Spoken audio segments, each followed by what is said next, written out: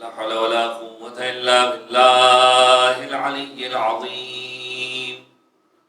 أعوذ بالله السميع العليم من الشيطان اللعين الرجيم. بسم الله الرحمن الرحيم. الحمد لله رب العالمين. الحمد لله استتماما لنعمته واستسلاما لعزته واستعصاما من معصيته واستعينه فاقة إلى كفايته. إنه لا يضل من هداه ولا يئل من عاداه ولا يفتقر من كفاه. ثم الصلاة والسلام والتحية والإكرام على أشرف الأنبياء والمرسلين خاتم النبيين سيدنا ونبينا ومولانا بالقاسم محمد. اللهم صل على محمد وآل محمد وأهل بيته الطيبين الطاهرين المعصومين المظلومين ولعنة الدائمة على أعدائهم ومنكر فضائلهم وغاصب حقوقهم من يوم ظلمهم إلى يوم الدين. أما بعد فقد قال رسول الله صلى الله عليه وآله: وأنت تقضي ديني وتنجز عداتي وشيعتك على منابر نور مبيضة وجوههم حولي في الجنة وهم جيراني. درود پڑھ دیجیے محمد و آل محمد. اللهم صل على محمد وآل محمد. اعزائي گرامی، روزے شہادت امیر المؤمنین ہے اور شب 22 رمضان المبارک ہے.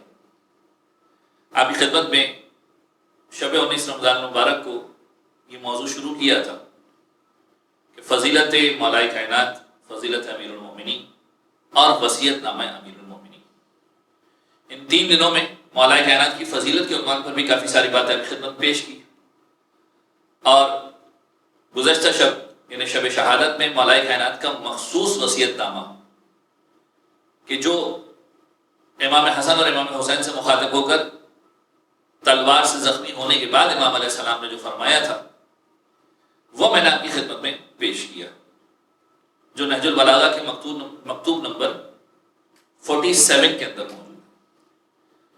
آج مولا کائنات کی ایک اور فضیلت کا تذکرہ اور اس کے بعد وہ وصیت نامہ کہ جو عام طور پر پڑھا نہیں جاتا لیکن انتہائی تفصیلی وصیت نامہ ہے اور انتہائی بہترین قسم کی تبلیغات سے بھرپور وصیت نامہ، جس میں مولا کائنات مکتوب نمبر 31 کے اندر 31 کے اندر نہج البلاغہ کے مکتوب نمبر 31 کے اندر وہ وصیتیں امام حسن کے نام کر رہے ہیں، اگرچہ کہ اس کے بارے میں تاریخ نے اختلاف کیا ہے کہ امام حسن سے ہی مخاطب ہو کر کہا یا محمد حنفیہ کو کہا، لیکن بہرحال نہج البلاغہ میں اس اعتبار سے مکتوب ہے کہ صفین سے واپسی کے موقع پر امام علیہ السلام نے امام حسن علیہ السلام کو یہ باتیں کی.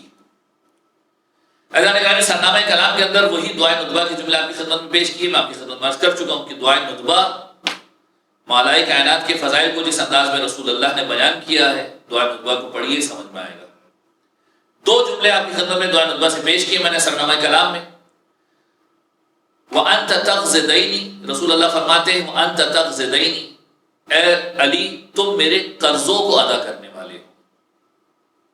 وَتُنْجِزُ عِدَاتِ، اے علی تم میرے وعدوں کو پورا کرنے والے.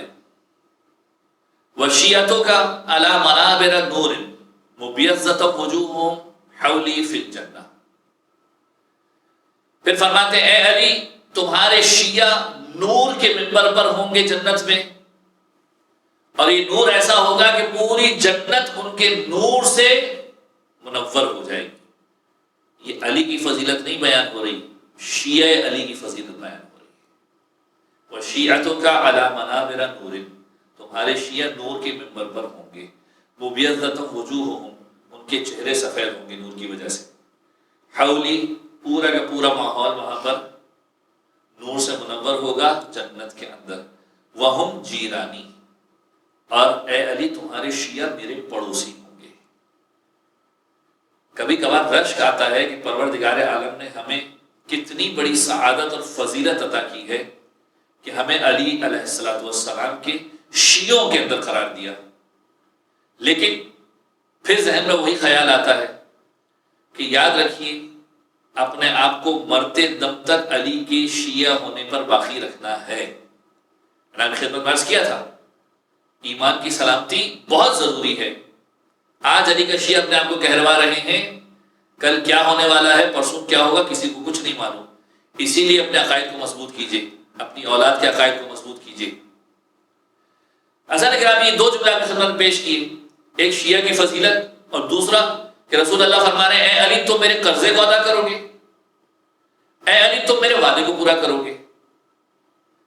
اب اگر تاریخ کو اٹھا کر دیکھا جائے کچھ باتیں تو شاید ہمیں مل جائیں، لیکن کچھ باتیں تاریخ میں ڈھونڈنی پڑیں گی۔ رسول اللہ نے کسی بات کو بیکار میں نہیں کہا، رسول اللہ جانتے تھے کہ کچھ چیزیں ایسی ضرور ہیں کہ جس کے ذریعے سے علی کی شناخت ہونے والی ہے، جس کے ذریعے سے لوگ علی تک پہنچیں گے۔ یاد رکھیے علی ابن ابی طالب لوگوں کے سامنے جا کر یہ نہیں کہے گا کہ میں تمہارا امام ہوں میرے پاس آؤ، کیوں؟ چونکہ رسول اللہ فرما چکے ہیں اے علی تمہاری مثال کعبے کی مانند ہے، اے علی تمہاری مثال کعبے کی مانند ہے۔ لوگ کعبے کے پاس آتے ہیں، کعبہ لوگوں کے پاس نہیں جاتا۔ یعنی لوگ کعبے کا طواف کرنے کے لیے آئیں گے، لوگ کعبے کی زیارت کرنے کے لیے آئیں گے، کعبہ اپنے مقام سے اٹھ کر نہیں جائے گا کسی کی زیارت کرنے کے لیے۔ تو یاد رکھیے علی ابن ابی طالب کی مثال کعبے کی مانند، لہذا لوگوں کو ڈھونڈتے ہوئے آنا ہے کہ کعبہ کہاں پر ہے، لوگوں کو ڈھونڈتے ہوئے آنا ہے کہ علی ابن ابی طالب کہاں پر ہے۔ اب رسول اللہ کی اگر باتوں کو غور کیا جائے تو سمجھ میں آئے گا کہ کچھ باتیں ایسی تھیں۔ رسول اللہ کے قرضوں کو ادا کرنے والا، رسول اللہ کے وعدوں کو پورا کرنے والا، کیا رسول اللہ نے کوئی ایسے وعدے کیے تھے کہ جسے علی ابن ابی طالب نے پورا کیا؟ میں کہتا ہوں تاریخ اٹھا کر دیکھیے رسول اللہ کی زندگی کے اندر کیا کوئی ایسا مرحلہ ہے کہ وعدہ رسول کر رہے ہوں نبھا علی رہا ہو، قرضہ رسول اللہ لے رہے ہوں پیمنٹ علی کر رہا ہو؟ ایک آدھ موقع ایسا نظر آتا ہے کہ رسول اللہ کے پاس امانتیں پڑی ہوئی ہیں، علی کے سپرد کر کے جاتے ہیں ہجرت کے موقع پر، اور علی ان امانتوں کو ادا کرتے ہوئے آتے ہیں۔ پھر اگر میں تاریخ کا مطالعہ کرتا ہوں تو کچھ روایتیں سمجھ میں آتی ہیں جہاں پر مولا کائنات کی فضیلت آشکار ہوتی ہے، اور وہ روایتیں پڑھنے کے لائق اس لیے ہیں کہ ان روایتوں کے ذریعے لوگوں کو سمجھ میں آئے گا کہ حقدار تک لوگ کیسے پہنچے، علی ابن ابی طالب تک لوگ کیسے پہنچے جب رسول اللہ اس دنیا سے رخصت ہوئے۔ اب دیکھیں اس نقطے کو آپ کی خدمت میں پیش کرنے کے لیے کہ رسول اللہ کے وعدوں کو علی نے کس طرح سے نبھایا ہے، رسول اللہ کے قرضوں کو علی نے کس طرح سے اتارا ہے۔ اگر رسول کسی سے کمٹمنٹ کر رہے ہیں تو اس کا مطلب رسول اللہ نے کمٹمنٹ کر دی ہے، مقروض ہو گئے، اب رسول اللہ کو وہ قرض ادا کرنا ہے۔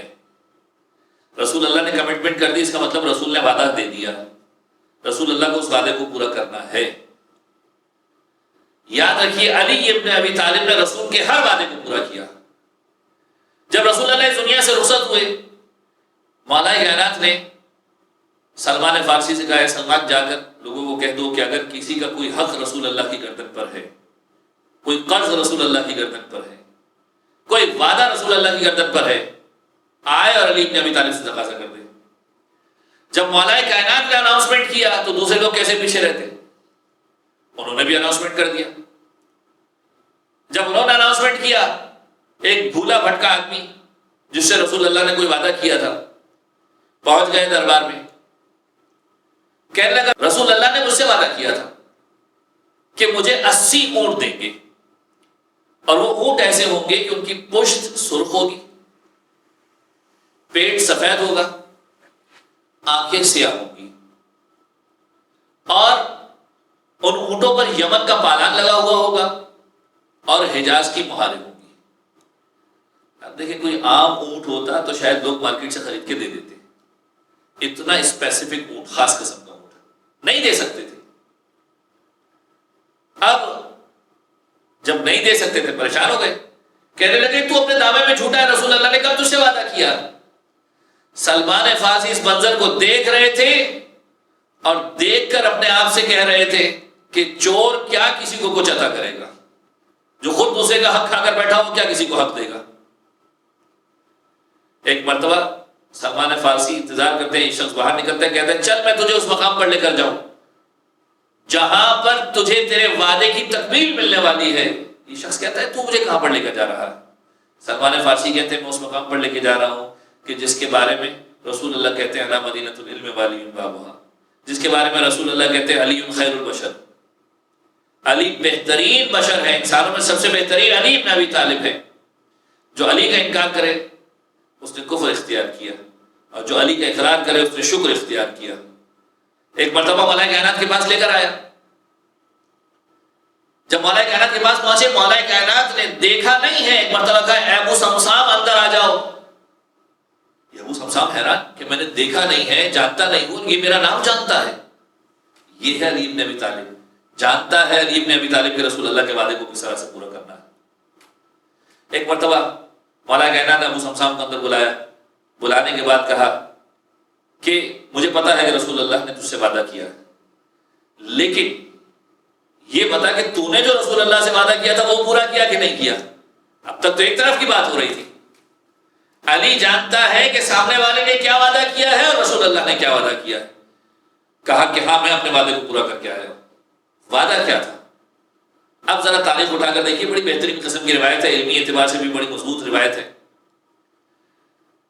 مولا کائنات فرماتے ہیں کہ یہ شخص، اب سلمان فارسی کو اور باقی لوگوں کو بتا رہے ہیں، یہ شخص رسول اللہ کے پاس آیا اور آ کر کہنے لگا یا رسول اللہ، میں نے سنا کہ آپ نبوت کا دعویٰ کرتے ہیں اور میں آپ کے پاس کچھ سوال لے کر آیا ہوں. 3 سوال لے کر آیا تھا رسول اللہ کے پاس، اور رسول اللہ کے پاس سوال لا کر یہ کہنے لگا کہ اگر آپ نے یہ سوالات مجھے بتا دیے تو میں خود تو مسلمان ہو جاؤں گا، آپ پر ایمان لے کر آ جاؤں گا. تو رسول اللہ نے کہا اچھا بتا کیا سوالات ہیں؟ کہنا یہ بتائیے قیامت کب آنے والی ہے. دوسرا سوال یہ ہے کہ یہ بتائیے کہ بارش کب برسنے والی ہے. تیسرا سوال یہ ہے کہ یہ بتائیے کہ میرا جو ناقہ ہے اس کے پیٹ میں کیا ہے، جو اونٹنی ہے میری اس کے پیٹ میں کیا ہے. تینوں سوال بڑے عجیب و غریب، آپ سے پوچھے جائیں تو آپ کہیں گے کہ تو پاگل ہو گیا، کیسے سوالات کر رہے ہیں. یہاں پر رسول اللہ نے قرآن مجید کی آیت کی تلاوت کی. کس آیت کی تلاوت کی؟ قرآن مجید کی آیت کہ جس میں پروردگار عالم کہتا ہے کہ 5 چیزیں ایسی ہیں جس کا علم فقط خدا کے پاس ہے. 5 چیزیں ایسی ہیں جس کا علم فقط خدا کے پاس ہے، اس کا علم انسان کے پاس نہیں ہے. ہاں خدا چاہے تو لوگوں کو دے دے گا، علم خدا کے پاس ہے. قرآن کی آیت ہے ان اللہ عنده علم الساعہ، خدا وہ ہے کہ جس کے پاس قیامت کا علم ہے. قیامت کب آنے والی خدا کو پتا ہے، علم الساعہ. وَيُنَزِّلُ الْغَيْثَ، بارش کب برسنے والی ہے خدا کو پتا ہے. وَيَعْلَمُ مَا فِي الْأَرْحَامِ، اس شکم کے اندر کیا ہے، رحم کے اندر کیا ہے، خدا کو پتا ہے. آج دنیا جتنی ترقی کر لے 100% کوئی بات نہیں کر سکتی، جتنی مشینیں آ جائیں.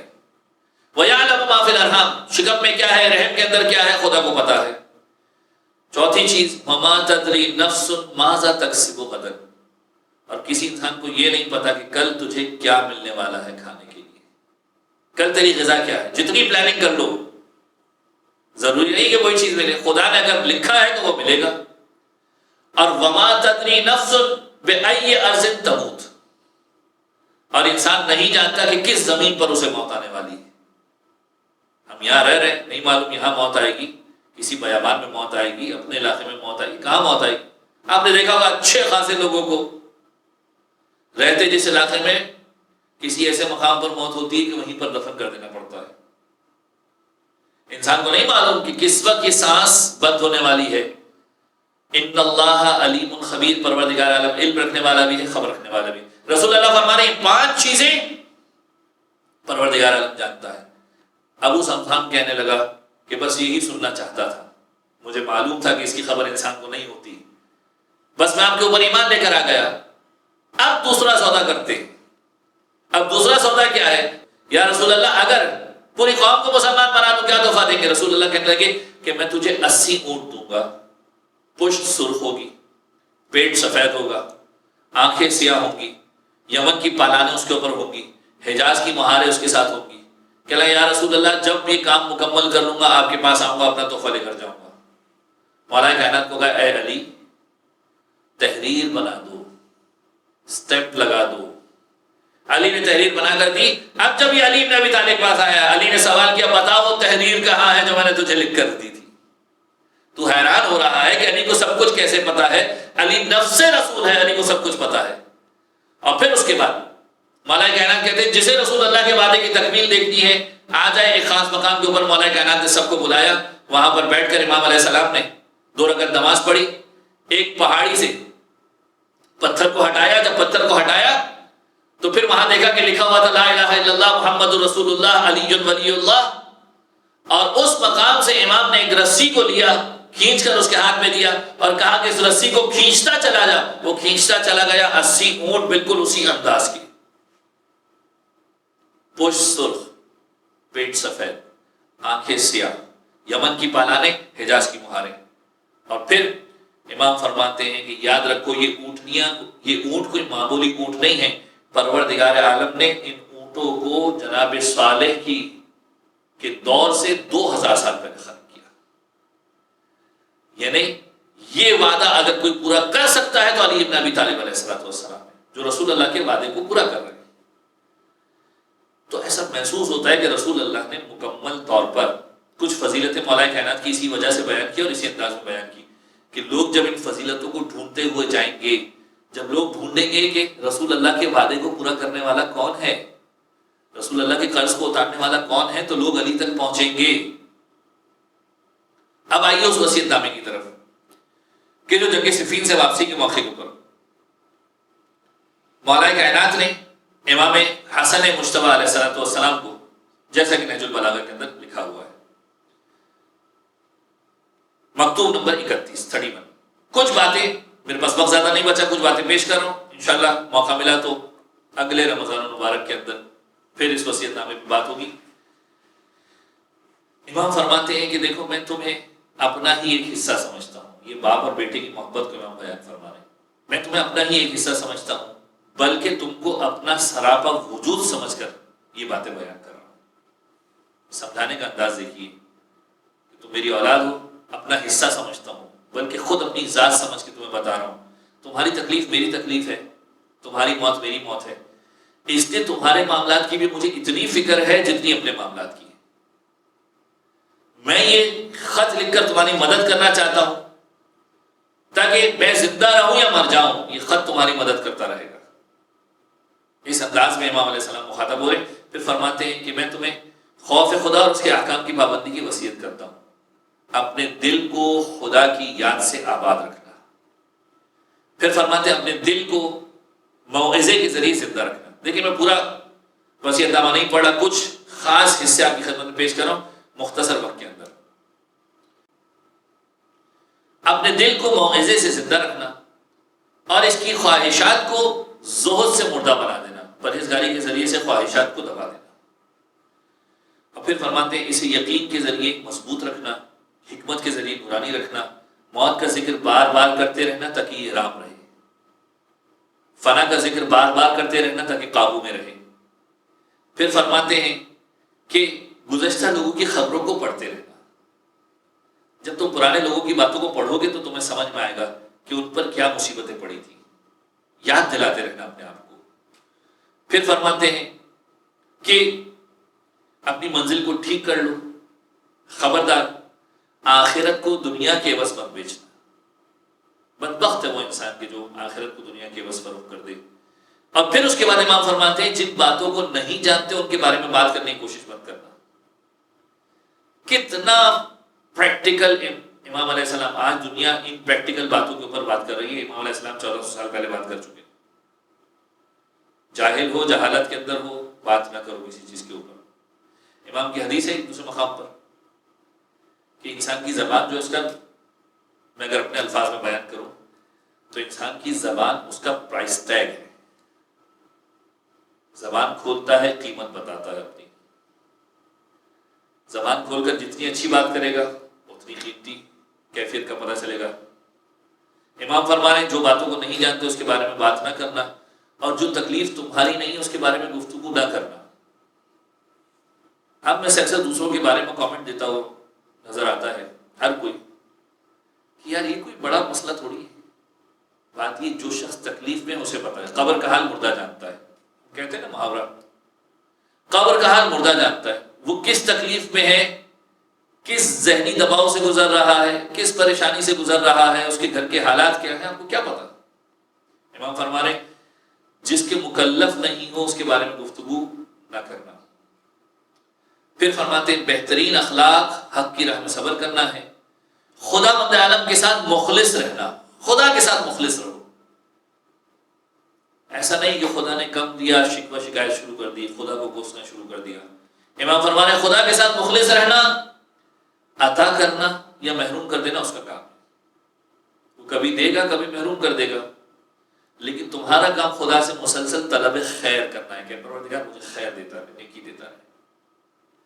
پھر فرماتے ہیں میری وصیت پر غور کرتے رہنا، اس سے پہلو بچا کر گزر مت جانا. یعنی میں نے اتنی باتیں کی ہیں، اگر تم اسے بند کر کے رکھ دو گے ایک طرف، پہلو بچا لیا، یہ کام مت کرنا. پھر امام فرماتے ہیں بات وہی ہے جو فائدہ مند ہو، کلام وہی ہے جو فائدہ مند ہو، ورنہ بات بیکار ہے. اگر فائدہ مند نہ ہو تو بات بیکار ہے. پھر فرماتے ہیں یاد رکھو جس علم میں فائدہ نہ ہو اس میں کوئی خیر نہیں ہے. ایسی چیزیں سیکھنے کا کوئی فائدہ نہیں جس میں کوئی خیر نہ ہو. یعنی ان چیزوں کی طرف متوجہ ہو کہ جس کے اندر خیر ہو، اور جو علم سیکھنے کے لائق نہ ہو اس علم کے اندر کوئی فائدہ نہیں ہے. یہ میں نے کچھ حصہ آپ کے سامنے پیش کیا. انشاءاللہ زندگی رہی، موقع ملا تو اگلے سال کی گفتگو کے اندر مولا کائنات کے اس وصیت نامے کو عنوان بنا کر گفتگو کی جائے گی. بڑا تفصیلی وصیت نامہ ہے، لیکن میں تمام مومنین سے یہ گزارش ضرور کروں گا کہ اس وصیت نامے کو گھر میں ضرور پڑھیں. مکتوب نمبر 3131. حضرات گرامی، روز شہادت امیر المومنین ہے. دو جملے مسائل کے آپ خدمت میں پیش کروں کہ آج کے دن کوفے کے بہت سارے لوگوں کو پتہ چل رہا ہے کہ کائنات کا مشکل کشا اس دنیا سے گزر گیا،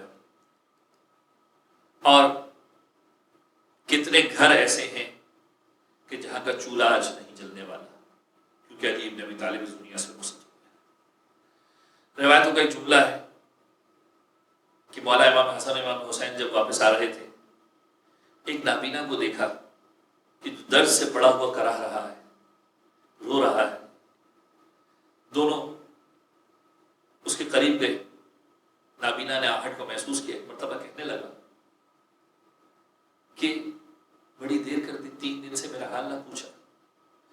اسے محسوس ہوا کہ شاید میرا غمخوار میرے پاس آیا ہے، میرا مددگار میرے پاس آیا.